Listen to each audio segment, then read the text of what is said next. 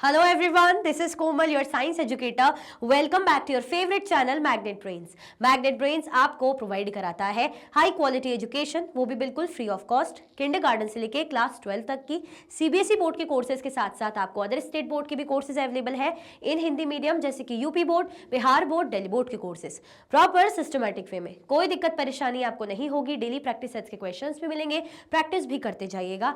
E books और e notes की link आपको डिस्क्रिप्शन बॉक्स में अवेलेबल है, भटकने की बात बिल्कुल भी नहीं बनती। आज का टॉपिक हम क्या देखने वाले हैं? Essential conditions for germination of a seed.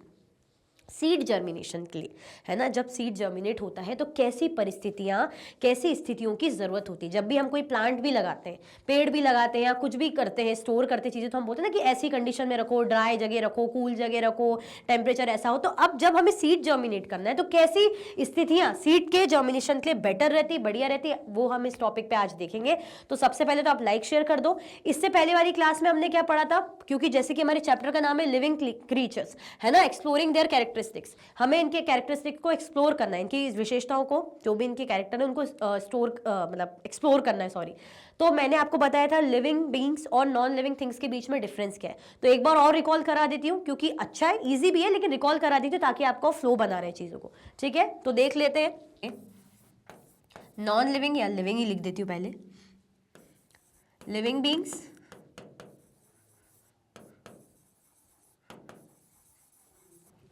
and non-living things.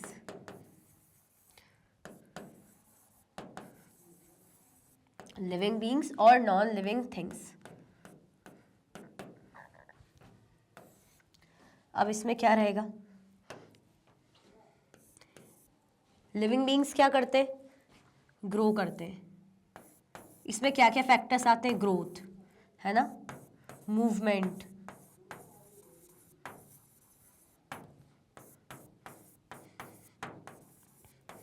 Stimuli, है ना, और क्या हो जाएगा? एक्सक्रीशन। लेकिन नॉन लिविंग थिंग्स की बात करें तो इनमें ऐसा कुछ भी नहीं होता, है ना, ना ग्रोथ होगी, ना मूवमेंट होता है, ना स्टिमुलाई होता है, ना एक्सक्रीशन होता है। एग्जाम्पल जैसे प्लांट्स,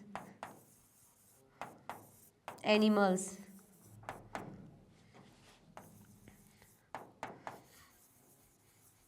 प्लांट्स हो गए, एनिमल्स हो गए, प्लांट्स हो गए, एनिमल्स हो गए, प्लांट्स हो गया, एनिमल हो गए, और क्या हो गए? Human beings.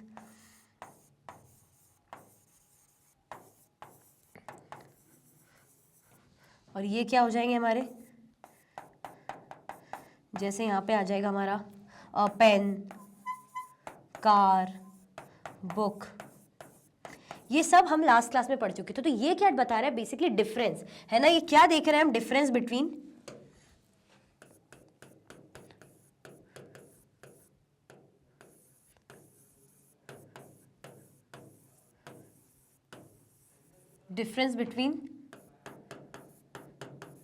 Living and non living beings.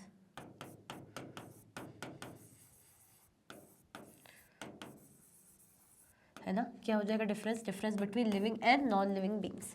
Clear हो गया? आया समझ में? अब ये सब मैं दोबारा इसलिए रिपीट कर रही हूँ ताकि याद आ जाए, या जिसने नहीं देखा तो उसको थोड़ा सा समझ में आ जाए कि क्या क्या डिफरेंस होता है। फटाफट हमने पॉइंट लिख दिए, इसी को रिवाइज करना है कि लिविंग बीइंग्स में ग्रोथ होती है। आप देखोगे जो ह्यूमन बीइंग्स है वो ग्रो करते हैं, हाइट बढ़ती है, ठीक है। प्लांट्स ग्रो करते हैं, है ना, एनिमल्स ग्रो करते हैं, मूव भी करते हैं। प्लांट्स कैसे मूव करेंगे? अब आप बोलोगे मैम एनिमल्स और ह्यूमन बीइंग्स तो ठीक है, चल रहे, मूव कर रहे प्लांट कैसे मूव करते? तो हमने देखा था जैसे इंसेक्टिवोरस प्लांट, है ना, कैसे करते हैं? वो मूव करते हैं। कैसे मूव करेंगे? जैसे उनमें कोई कीड़ा बैठ जाए। ड्रॉसेरा का हमने एग्जांपल देखा था कि ऐसे हेयरी टाइप का ऐसा रहता है और चिपचिपाहट से रहते हैं ना, सेम अलग अलग लेंथ के उसके रहेंगे, चिपचिपाहट सी बनी रहेगी। जैसे कोई इंसेक्ट उस पर बैठता है धीरे धीरे उसको क्या करता है? पकड़ने, मतलब ऐसे कवर करता है, कि वो इंसेक्ट को खा पाए अपने न्यूट्रिशन के लिए। तो क्या कर रहा है, मूव ही कर रहा है। स्टिमुलाई मतलब जब भी कुछ ऐसा होता है चीज़ों को तो रिस्पॉन्ड करते, जैसे आपने देखा कि कांटा चुभ रहा हो या कुछ भी गर्म हम टच कर रहे हो, तो इन ह्यूमन बींग्स या एनिमल्स हम लोग क्या करते हैं, स्टिमुलाई करते, मतलब हम रिएक्ट करते, रिस्पॉन्ड करते एकदम से प्रॉम्प्टली। क्या लिविंग बींग मतलब नॉन लिविंग थिंग ऐसा कर पाएगा? नॉन लिविंग थिंग में जैसे पेन, कार, बुक क्या ऐसा कर पाएगी कि आप पेन में कुछ सुई चुभो या कार में कोई सुई चुभो तो कार जो उचक जाएगी एकदम से या जल जाएगी? कुछ नहीं होगा, ठीक है, क्योंकि ये नॉन लिविंग थिंग है। ऐसे एक्सक्रीशन आप देखते हो, हमने पढ़ा अपने बारे में, ह्यूमन बींग्स क्या करते हैं, जैसे ड्रॉपलेट्स निकलती, स्वेट वगैरह निकलता है ना, जो वाटर और सॉल्ट से बना होता है, हमारी जो बॉडी का सॉल्ट है वाटर निकल रहा होता है, या ना एक्सक्रीशन हो रहा होता है, या एनिमल्स यूरिन करते हैं, या जो प्लांट्स है उनके मतलब डॉट्स, वाटर ड्रॉपलेट्स उनके पेड़ों मतलब पत्तियों पे आई हुई रहती है। एक्सक्रीशन क्या पेन, कार, बुक का ऐसा कुछ दिखेगा? नहीं दिखेगा। तो ये सब क्या है, ये लिविंग बींग्स करते हैं, और ये सब क्या है, नॉन लिविंग थिंग्स, जिनमें ऐसी कोई भी चीजें नहीं होती, इसीलिए ही नॉन लिविंग है। क्यों? क्योंकि ये सारे फैक्टर्स प्रेजेंट है ही नहीं। क्लियर हुआ? तो यही सब हमने पढ़ा था। नाउ आज का टॉपिक है, हम देखेंगे कि कौन सी कंडीशंस की रिक्वायरमेंट होती है सीड के जर्मिनेशन के लिए। Clear? Have you observed a seed germinating? You might have wondered what conditions are required for germination of a seed. आपने क्या कभी ऑब्जर्व करा है सीड जर्मिनेटिंग? जब कोई भी सीड जर्मिनेट हो रही है, अंकुरित हो रही है, क्या आपने कभी इसको ऑब्जर्व करा है? यू माइट हैव वंडर, आपने वंडर करा होगा कि क्या कंडीशंस की जरूरत पड़ती है जब सीड का जर्मिनेशन होता है ना? ये माइंड दिमाग में आपकी बात आती होगी कि जब भी सीड का जर्मिनेशन हो रहा है, सीड अंकुरित हो रही है, तो क्या क्या कंडीशंस की रिक्वायरमेंट होती है, क्या क्या परिस्थितियां होनी चाहिए? What conditions do you think are required for seed germination? Seed germination के लिए कौन सी कंडीशंस की रिक्वायरमेंट होती है? ये आता है क्या आपके माइंड में कभी, है ना? सीड जर्मिनेशन के लिए क्या क्या कंडीशन रिक्वायर्ड होगी, कभी सोचा है आपने? How will you investigate whether these conditions have an effect on the germination of a seed? कैसे आप इन्वेस्टिगेट करोगे कि वेदर ये जो कंडीशंस है ना, कंडीशंस है सीड जर्मिनेशन की क्या होनी चाहिए? मतलब हाउ विल यू इन्वेस्टिगेट, कैसे आप इन्वेस्टिगेट करोगे कि वेदर ये जो कंडीशंस है इनका कोई सीड के जर्मिनेशन में इफेक्ट है, कि सीड जर्मिनेशन में इनका कोई असर पड़ रहा है? कैसे करोगे? Let us find out performing activity 10.2। हम कैसे फाइंड आउट करेंगे एक एक्टिविटी परफॉर्म करके? 10.2 एक्टिविटी, 10.1 तो हमने टेबल देखा था, 10.2 की एक्टिविटी हम देखेंगे इसमें क्या बोल रहे हैं। तो बेसिकली क्या आपने किसी भी बीज को अंकुरित होते हुए देखा है ना, कि कैसे कैसे कंडीशंस होनी चाहिए तब जाके सीड का जर्मिनेशन होगा, कुछ ऐसा देखा है? तो चलो एक्टिविटी करेंगे। Activity 10.2, let us experiment. Take 4 in identical pots filled with garden soil. Sow 4 bean seed in each pot. Now keep these pots in the following condition for 15 days. Pot A, do not water the soil. Place this pot in direct sunlight. अब ये 4 pot हैं आपके सामने, simple simple सीधे सीधे, first, second, third,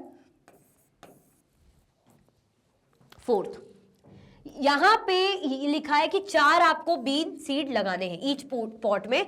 ये जो been के सीड है, मतलब जो बीन्स है उसके बीज है, रखते लगाते, ठीक है। 4 गमले हैं उनमें लगाने पॉट्स में। अब इनको आपको कुछ कंडीशंस दी गई है, उन कंडीशंस में 15 दिन के लिए रखना है। मतलब ये जो पॉट्स है अलग अलग कंडीशन के अकॉर्डिंग 15 दिन के लिए इन्हें रखना है। पॉट ए, अगर पॉट ए की बात करें, do not water the soil, आपको इसमें सॉइल को वाटर नहीं करना है। Place this pot in the direct sunlight, मतलब आपको कुछ भी ऐसे मिट्टी में पानी नहीं डालना है, आपको डायरेक्टली क्या करना है, इसको सनलाइट में रखना है ना।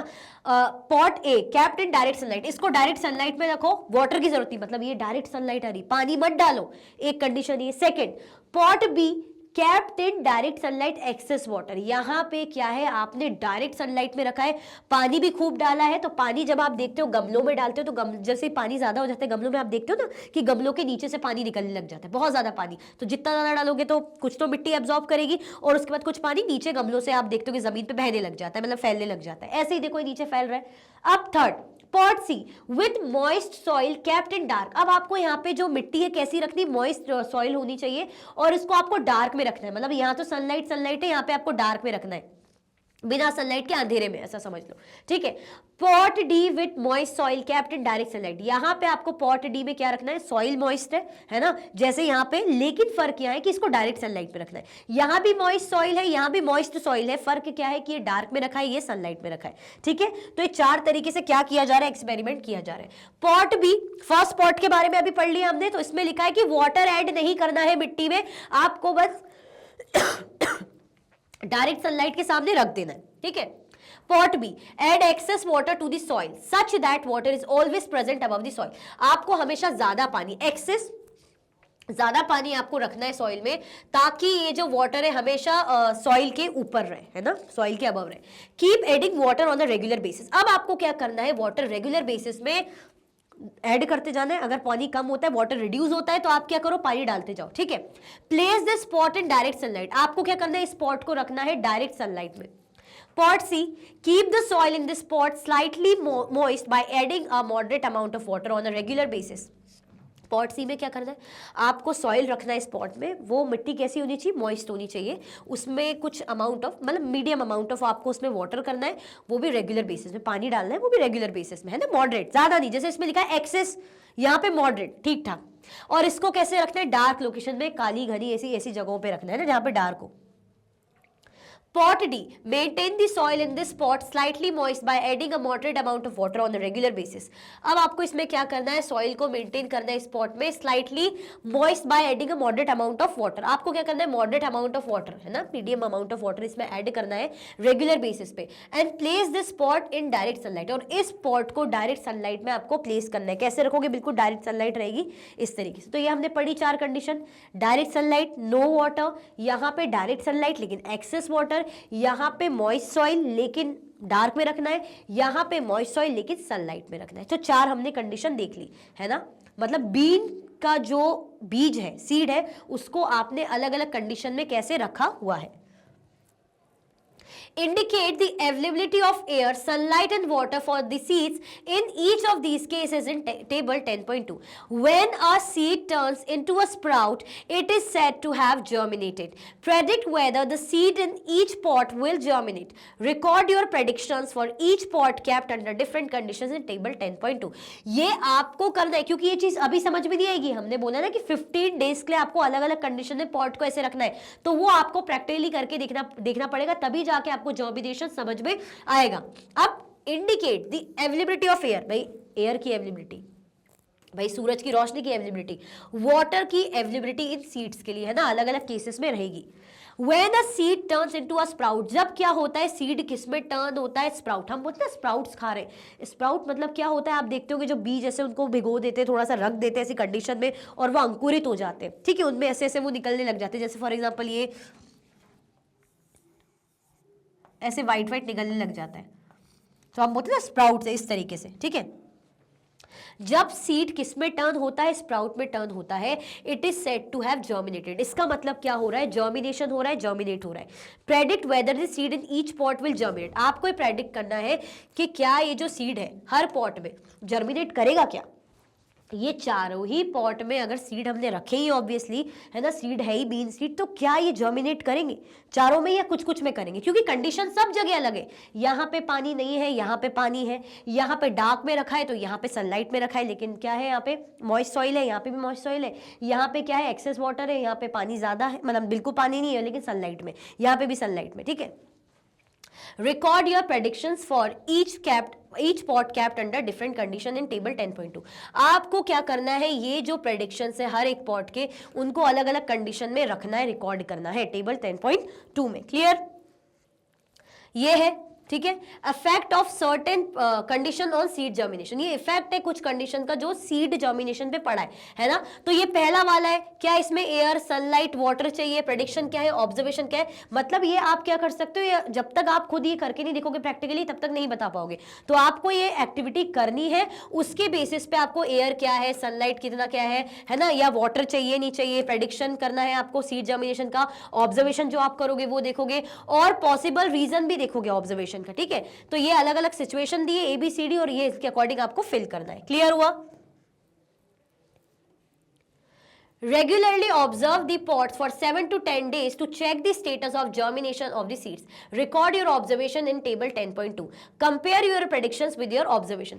आपको रेगुलर बेसिस पे पॉट्स को ऑब्जर्व करना है 7 से 10 दिन, है ना, 7 to 10 डेज आप रेगुलर बेसिस पे इनको ऑब्जर्व करोगे, है ना, और ये देखोगे कि सीड का जर्मिनेशन हो रहा है, कैसा क्या हो रहा है, कहाँ पे हो रहा है, नहीं हो रहा, क्योंकि 4 पॉट में अलग अलग कंडीशन पे इन पॉट्स को रखा हुआ है। बीज तो सब में है लेकिन कंडीशन अलग अलग है, तो किस में जर्मिनेशन हो रहा है, है, किसमें कम हो रहा है या हो ही नहीं रहा है या कितनी स्पीड से हो रहा है, ये आपको ऑब्जर्व करना है और रिकॉर्ड करना है अपना ऑब्जर्वेशन टेबल 10.2 में। Compare your prediction with your observation. आपका जो प्रेडिक्शन है उसको क्या करना है, कंपेयर करना है किसके साथ, आपके ऑब्जर्वेशंस के साथ। क्लियर? चलो, do you think sunlight is necessary for germination of seeds? क्या आपको ऐसा लगता है कि अगर सीड का जर्मिनेशन हो रहा है ना, अंकुरण हो रहा है, अंकुरित हो रही है सीड, तो क्या सनलाइट की जरूरत जरूरी है, मतलब सनलाइट की जरूरत है, सनलाइट होनी चाहिए, सूर्य की किरणें चाहिए? Do the seeds in all the pots receive air, water and sunlight? क्या ये जो सीड्स है ना, हर सारे ही पॉट्स की, ये एयर, वाटर और सनलाइट रिसीव करती है ना? तो do the seeds in all the pots, ये जो सीड्स है सारे ही पॉट्स में, ये एयर, वाटर और सनलाइट को रिसीव करती है क्या? मतलब मिल रहा है क्या सबको, कि भाई सबको प्रॉपर वाटर, सनलाइट, एयर मिल रहा है? आप खुद ही देखो ना, आप खुद ही देखो, एक पॉट में तो हमने लिखा कि डार्क में है, ऐसा लिखा हमने, एक में तो लिखा हमने वाटर ही नहीं डाला। तो आप खुद ही सोचो, याद करो ना, फर्स्ट पॉट में हमने देखा नो वाटर, थर्ड पॉट पे हमने देखा था डार्क में रखा है, तो क्या सबको बराबर सनलाइट, वाटर मिल रहा है क्या? Is there any pot in which air is not available to the seeds? क्या यहाँ पे कोई ऐसा पॉट था जहां पे एयर अवेलेबल ही नहीं हो रही, मतलब बीज जो है उनको एयर नहीं मिल पा रही, हवा ही नहीं मिल पा रही? If so why is it not available? अगर मानो ऐसे कोई पॉट है जहां पे हवा नहीं है सीड्स के लिए, तो अगर ऐसा है तो क्यों नहीं है अवेलेबल, क्या दिक्कत है?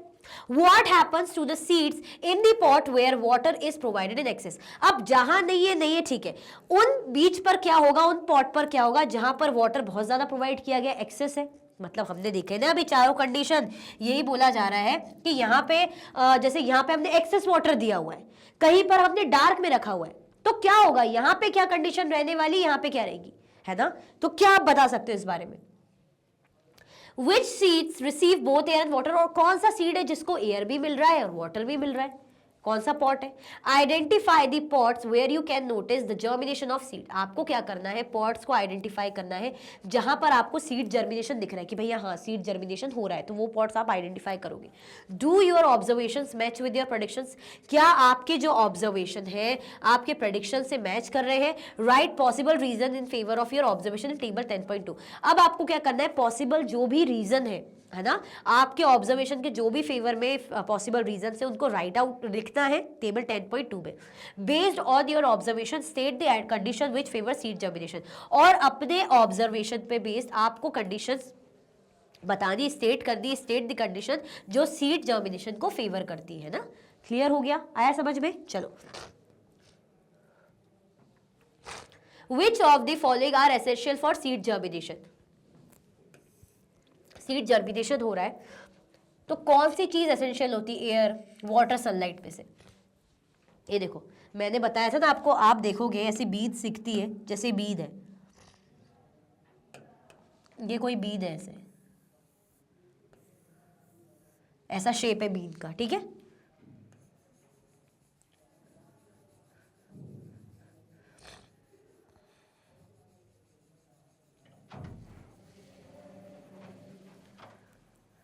अब यहाँ पे ऐसा निकलता है, ये देखो ऐसा रहेगा ना,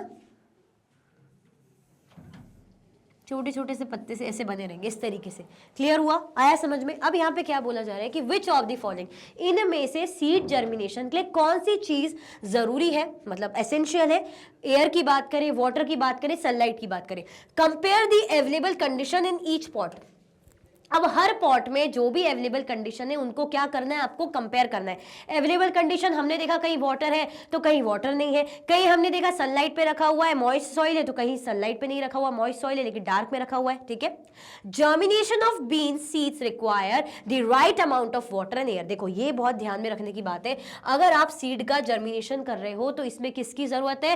राइट अमाउंट ऑफ वाटर, सही मात्रा में पानी और सही मात्रा में हवा की जरूरत पड़ती है ना? सही मात्रा में पानी, सही मात्रा में हवा चाहिए पड़ेगी।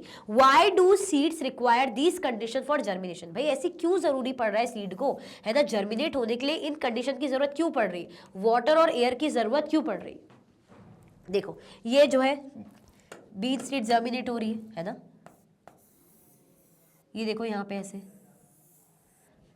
ये एम्ब्रियो, ये सीड कोट, क्यों जरूरत पड़ रही? मतलब एयर वाटर की सही मात्रा में जरूरत नीड पड़ ही क्यों रही है?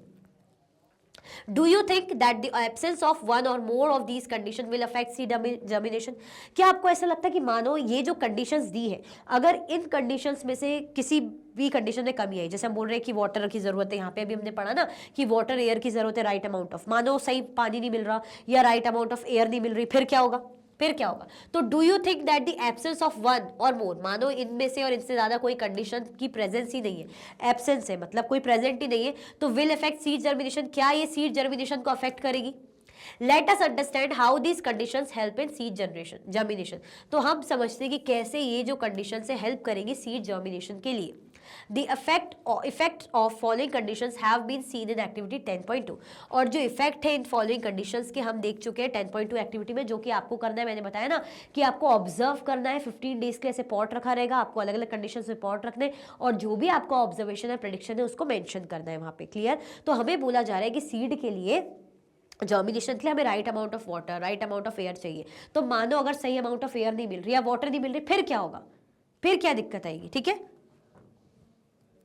Water, seeds require water for germination. भाई सीड्स को जर्मिनेशन के लिए अगर अंकुरित होना है तो वाटर की जरूरत पड़ती है। Water enables the seed to carry out the processes necessary for their growth. Water क्या करता है? इनेबल करता है सीड्स को कि वो क्या कर पाए, ऐसी प्रोसेसेस है ना, जो भी प्रक्रियाएं नेसेसरी होती है उनके ग्रोथ के लिए वो हो पाए, है ना। मतलब सीड्स को अगर ग्रो होना है ना, ये प्रोसेस होनी है, ग्रोथ की प्रोसेस होनी है, तो वाटर जरूरी है ना, वाटर की नीड होनी ही होनी है। The outer covering of the seed is called seed coat. जो आउटर कवरिंग होती है, बाहर की जो कवरिंग होती है सीड की, उसे बोला जाता है सीड कोट। ये देखो, ये जो हो रखा है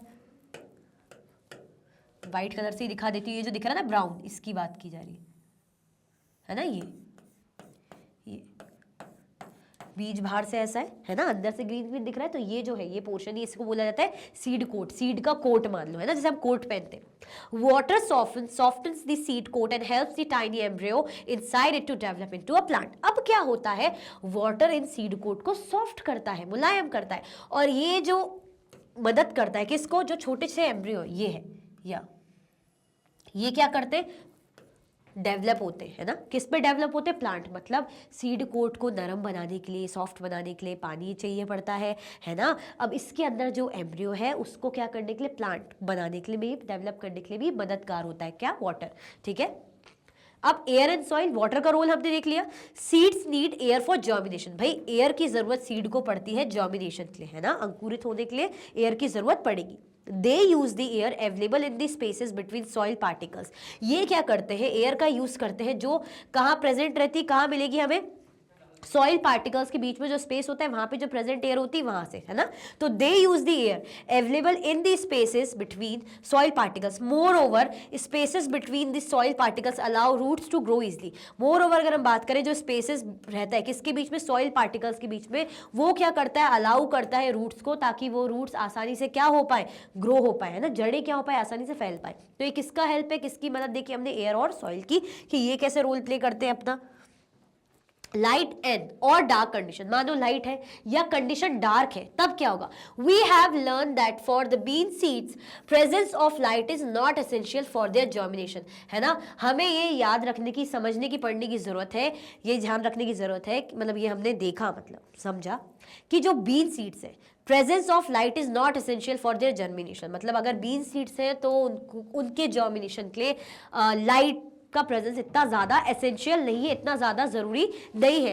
in general most seeds do not require light for germination. Generally अगर हम बात करें तो बहुत सी जो सीड्स होती है उनको लाइट की जरूरत ही नहीं पड़ती जर्मिनेशन के लिए, ठीक है।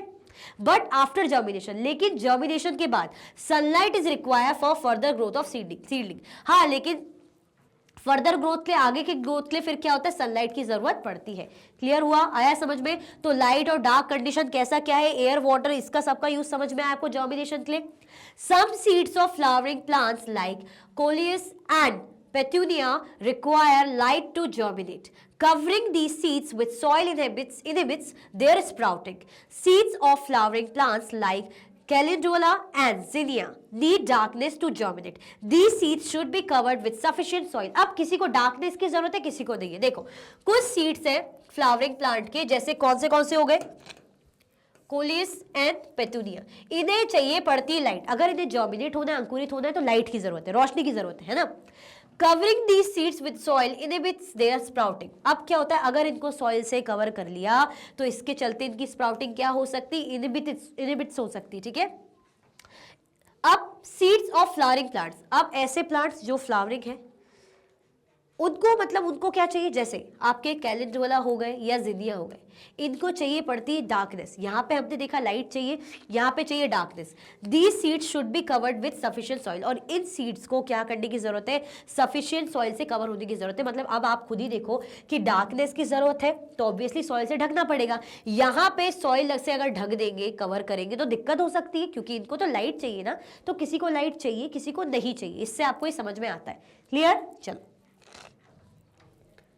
in the chapter Mindful Eating, a part to a healthy body, you have learned that human beings need a balanced diet for good health and proper growth. Similarly, plants too need favorable conditions and nutrients for their proper growth and development. What other conditions do you think would affect seed germination? आपने जो chapter पढ़ा था mindful eating में, है ना, मतलब अगर इसमें बोला जा रहा है कि आप चाहते हो स्वस्थ शरीर, हेल्दी बॉडी अगर आप चाहते हो, तो you have learn that human beings need a balance diet for good health and proper growth. तो यहाँ पे आपने देखा कि अगर ह्यूमन बीइंग्स को अच्छी हेल्थ चाहिए और प्रॉपर तरीके से ग्रोथ चाहिए, तो उसको क्या करनी पड़ेगी भाई, हेल्दी डाइट रखनी पड़ेगी, बैलेंस डाइट, है ना, कि भाई उसकी हेल्थ अच्छी रहे और ग्रोथ भी प्रॉपर हो, तो उसको डाइट भी अच्छी मेंटेन करनी पड़ेगी। हम बोलते हैं ना कि अरे भाई मैं चाहता हूँ हेल्दी और हैप्पीली रहना, तो अच्छे से ग्रो करना, तो मैं अपनी डाइट भी अच्छा रखूंगा, बैलेंस डाइट, ऐसा नहीं कि अनाप शनाप कुछ भी खा रहे हैं, क्लियर।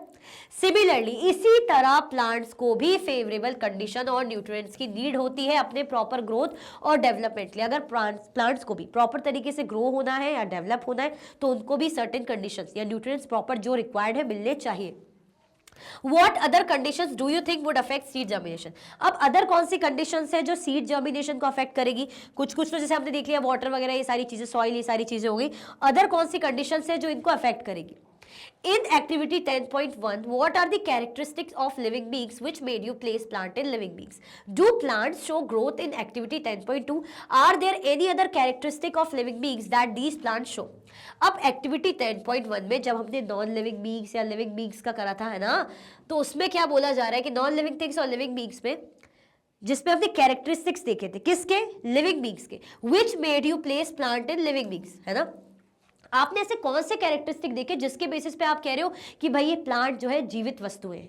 किस बेसिस पे कह रहे हो? Do plants show growth in activity 10.2? क्या हमने ग्रोथ भी बोला था, एक तो मूवमेंट भी बोला था, है ना। तो ग्रोथ की बात करें तो क्या प्लांट ने 10.2 एक्टिविटी में किसी भी प्रकार का ग्रोथ शो करा कि भाई हाँ ग्रोथ हो रही है, कुछ बढ़ रही है चीजें, विकास हो रही है?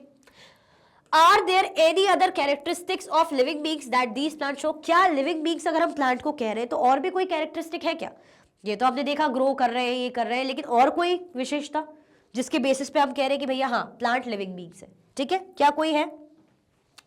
इसी के साथ भाई हमारा ये जो टॉपिक है खत्म होता है। इसके आगे भी हम देखेंगे प्लांट की साइकिल कैसे होती है, तब आपको और अच्छे समझ में आएगा।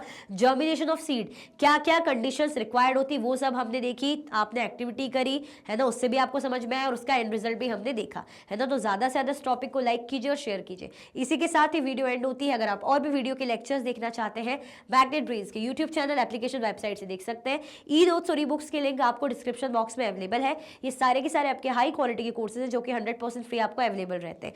आप हमें प्लेटफॉर्म पर भी फॉलो कर सकते हैं, जैसे यूट्यूब है, फेसबुक है, इंस्टाग्राम, एक्स और व्हाट्सएप। लाइक शेयर सब्सक्राइब करना बिल्कुल भी ना भूलें। अपना ख्याल रखें। Thank you so much for watching.